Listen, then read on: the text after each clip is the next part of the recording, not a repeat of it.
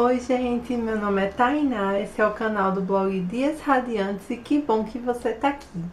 Hoje eu queria compartilhar com vocês a leitura do livro Admirável Mundo Novo, do Aldous Huxley.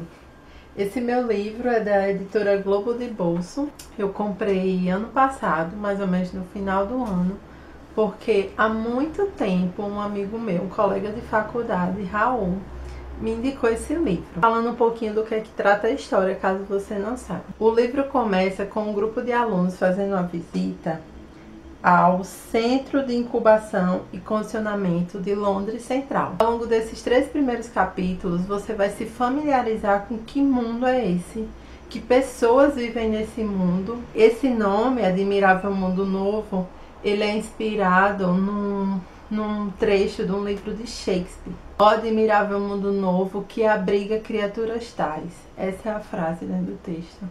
E quando eu terminei de ler esse livro, eu fiquei com essa frase ressoando na minha cabeça. Então, ao longo desses 3 primeiros capítulos, você tem como o grupo principal esse grupo de crianças que está sendo levada por um tutor, um professor, um responsável nesse prédio. Mas também vão, não dessa cena específica, né, mas vão entrando na história outros grupos de personagens que estão em outro local.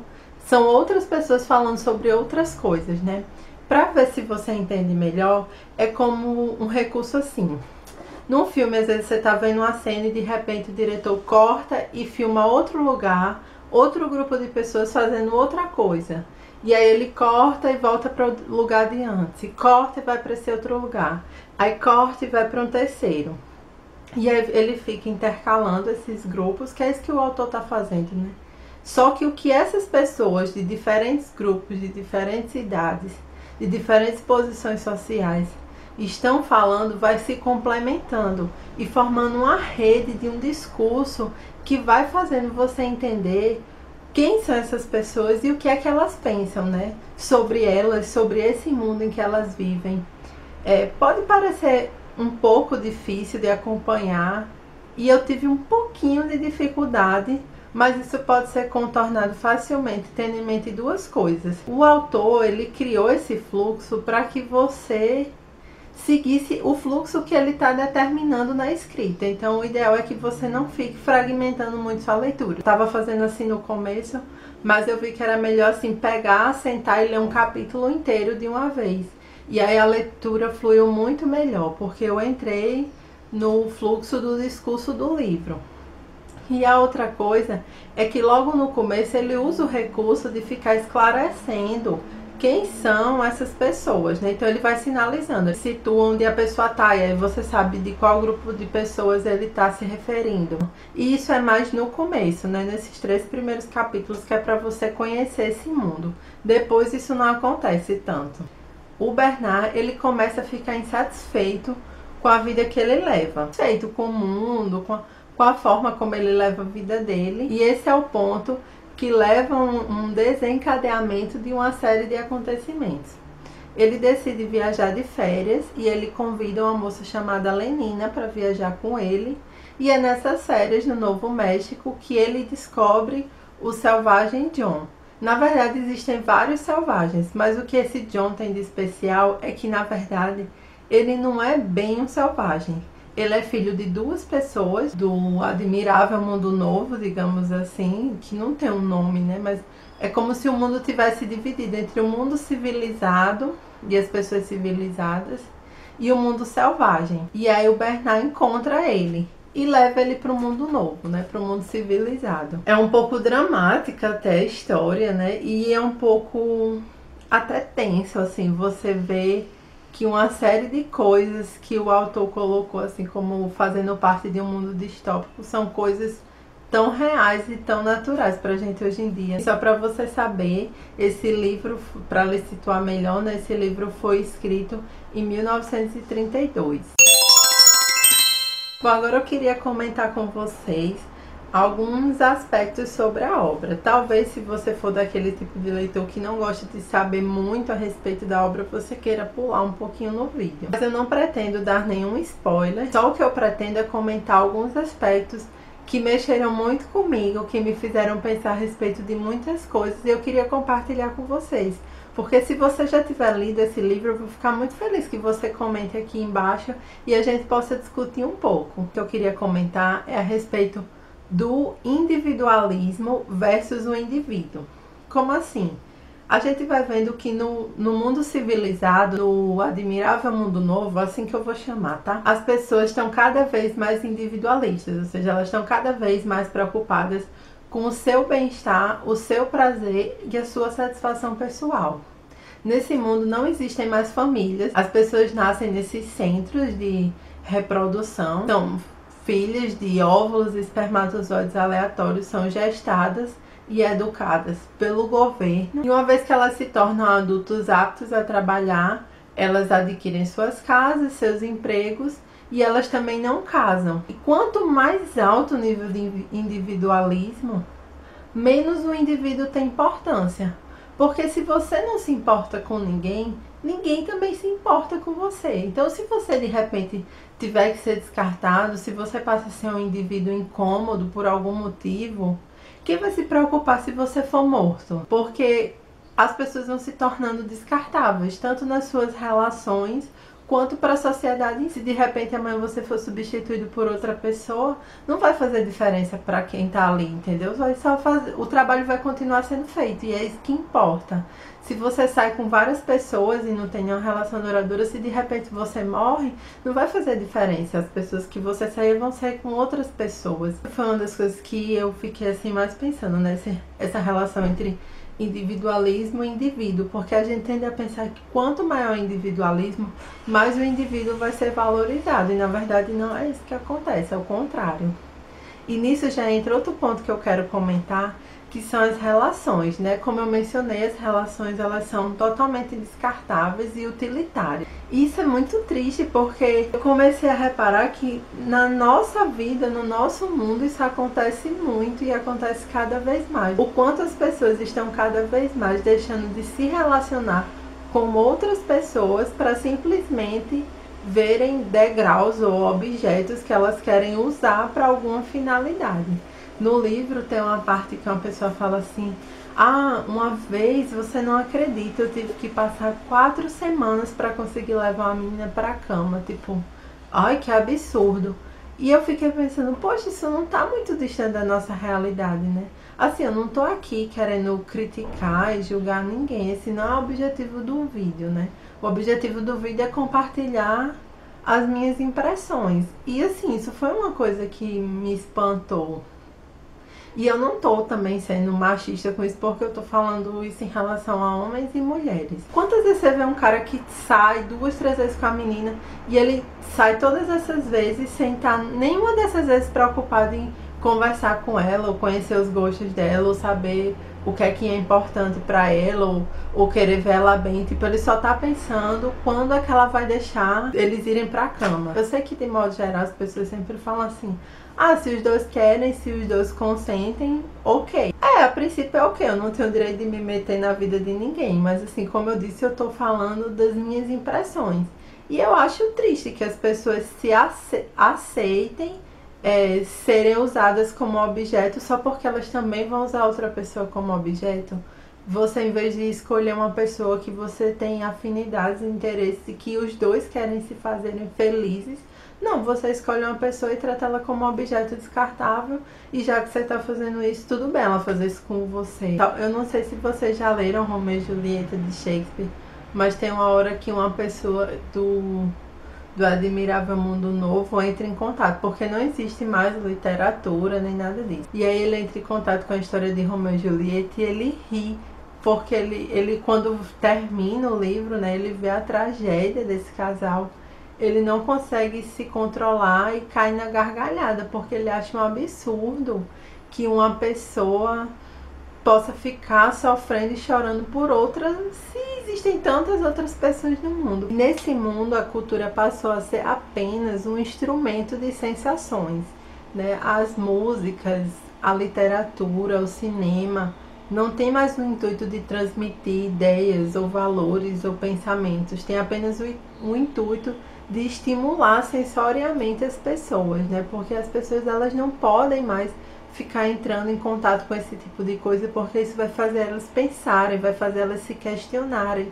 E não é isso que o governo quer, né? O governo quer que as pessoas estejam felizes o tempo inteiro, que elas não questionem. Da mesma forma, a religião. Tem uma fala de dos personagens que ele diz que permitir a religião é permitir que as pessoas pensem além, que elas parem de parar no imediato, que elas pensem no que vem depois e em qual é a finalidade última do homem. E é esse o objetivo das religiões, é dar uma resposta para o que existe depois da vida, por que a gente está aqui. Então a religião, assim como a cultura, levaria as pessoas a se questionarem, né? Pensar sobre Deus, pensar sobre o pós-morte, né? Na verdade, nessa sociedade as pessoas nem pensam na morte. Então, pensar sobre a morte mesmo é pensar além, é parar de pensar no imediato, é parar de pensar em satisfazer as suas emoções momentâneas, os seus desejos momentâneos. Porque, por exemplo, se você pensa mais à frente, você pode conseguir encontrar um sentido para um sofrimento que você está vivenciando agora. Vou dar um exemplo mais simples. Se você está querendo emagrecer e você vê uma torta de chocolate, você pode suportar o sofrimento de ver aquela torta e não comer, porque você está pensando num futuro mais à frente, que é quando você perder aqueles quilos que você não quer. Isso se aplica para isso, mas isso se aplica para muitas outras coisas. Por exemplo, em relação à fidelidade, né? Que não tem relacionamento, as pessoas não se casam mais, as pessoas não namoram, né? Então, quando você está namorando com alguém, de repente você vê uma pessoa que você acha atraente e você passa pelo sofrimento de não se entregar àquele desejo, né? Você tem que controlar o seu desejo, a sua paixão daquela pessoa linda que está dando em cima de você, porque o que você tem em vista é construir uma coisa para o futuro, é construir uma família, é estar sempre com aquela pessoa, é vocês terem uma relação duradoura. Então, quando você pensa além, você consegue suportar um sofrimento que você está passando no momento. E isso entra em outro aspecto que eu queria comentar, que tem no Admirável Mundo Novo e que eu acho que tem também no nosso mundo, que é a busca incessante pelo prazer. As pessoas não querem mais lidar com o fato de que na vida a gente encontra alegrias e tristezas, a gente encontra prazer e a gente encontra sofrimento. E essas duas coisas fazem o que é a vida. A vida é isso. No Admirável Mundo Novo, as pessoas querem sempre estar sendo satisfeitas. Elas querem estar sempre sentindo prazer. Elas não querem nunca sofrer, né? E como tem um alto nível de tecnologia, elas já não sofrem mais com doenças, elas não sofrem mais com pobreza, com miséria. Além disso, tem o condicionamento, que fazem elas nunca quererem o que elas não podem ter. Então é um mundo onde não tem sofrimento.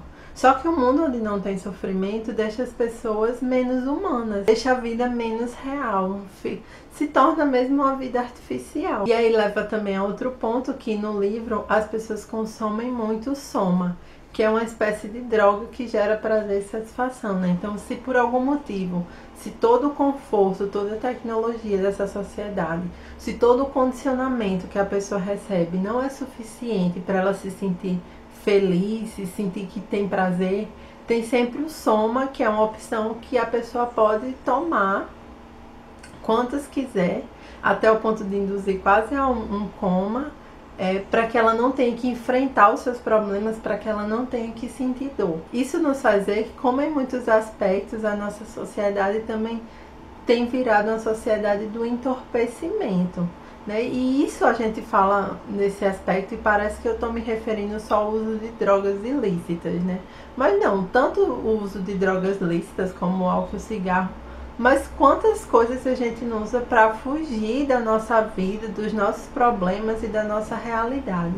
A internet mesmo é um lugar que as pessoas fazem muito isso. Quantas vezes a gente se depara com algum problema na nossa vida e tudo que a gente quer é fugir e não sentir aquilo e não sofrer, porque é difícil, né? Sofrer não é bom. E a gente se coloca na frente de uma tela qualquer e fica absorvendo todo tipo de conteúdo engraçado e prazeroso e divertido para não pensar naquilo, né? O quanto a gente fica assistindo vídeo da vida de outras pessoas para não ter que encarar a nossa vida pensando que a vida delas é muito melhor do que a nossa, sendo que muitas vezes não é. Na internet não é realidade. A internet é uma parte da realidade, né? É uma parte da vida daquelas pessoas. Todo mundo que está aqui na internet é muito mais do que demonstra ser aqui, né? É muito mais do que isso. Então é preciso muita coragem, muita maturidade para enfrentar a vida como gente grande, né? Assim, de ter um problema, de se deparar com um problema e ao invés de fugir dele, fingir que ele não existe, tentar descobrir como a gente vai superar aquilo, como a gente vai encarar aquele problema de frente e resolver aquela situação. Para mim ficou como a grande moral da história desse livro, né? É que o homem foi criando a tecnologia para lhe servir e chegou a um ponto que ele teve que servir a essa tecnologia. E que a pós-modernidade, com toda a sua tecnologia, em vez de melhorar a vida do homem, fazer e dar espaço para ele ser mais homem, mais pleno, acabou por destruir o homem, né? Ou ele vai se desumanizar, ou seja, ele vai deixar de ser um homem de verdade, um homem pleno. Gente, quando eu digo homem, vocês entendem que é homem e mulher, ser humano. Ou ele vai acabar perdendo a própria vida, né? Ou ele vai deixar de existir. Uma dica interessante que eu queria dar já no finalzinho desse vídeo é que tem um prefácio do autor que ele escreveu em 1946, em que ele sugere um final alternativo, que ele se sentiu impelido a mexer um pouco na história, mas depois ele desistiu, porque ele ia acabar mudando muito ao ponto de virar um outro livro. E aí ele menciona o final alternativo da história. Então eu sugiro para você não ler o prefácio antes de ler o livro. Mas de qualquer forma, se você ler o prefácio, não vai prejudicar a leitura, porque como você não conhece a história, você não entende muito bem a sugestão que ele está dando. Então eu li o prefácio primeiro, li o livro, e aí depois eu reli o prefácio, né? E vi que realmente só fez muito sentido quando eu já conhecia a história. Falando mais de como eu me senti lendo esse livro, né? Eu fiquei muito surpresa com a grandeza dessa história. E eu esperava que a experiência com esse livro fosse mais ou menos assim. É um livro que muita gente fala bem, mas que eu não ia gostar tanto. Segunda, é que eu fiquei fascinada com a escrita do autor, né? Ele, por vezes, menciona Shakespeare, e eu não vou dizer porquê, para você descobrir sozinho. E eu gosto muito de Shakespeare, e a escrita dele, principalmente a partir da página 276, ele entra num diálogo genial, que vai até a última página do livro, que é a página dos 308, e eu não consegui parar, assim, me lembrando muito quando eu leio Shakespeare. Então, o que eu só posso dizer desse livro é que eu gostei muito, que eu espero de verdade que você leia. Eu sei que pelo que eu conversei nesse livro, fez esse livro parecer uma coisa muito intelectual, muito densa, mas não é, porque ele me levou a muitas reflexões. E eu espero que leve você também, assim, você pode aqui nos comentários falar o que você achou, né? Se você discorda de mim, fique à vontade para escrever. Lembre-se só de ser respeitoso, porque com esse vídeo eu não estou querendo ofender nem julgar ninguém. Eu só estou querendo falar as minhas impressões sobre a leitura desse livro. Esse é o objetivo do canal, compartilhar leituras e compartilhar ideias e pensamentos, sempre com muito respeito a todo mundo. Então, se você concorda ou discorda de mim, quer escrever um comentário, só lembra de ser respeitoso, tá bom? Eu espero que vocês tenham gostado da resenha. Espero mesmo que vocês leiam esse livro. Um beijo e até a próxima resenha.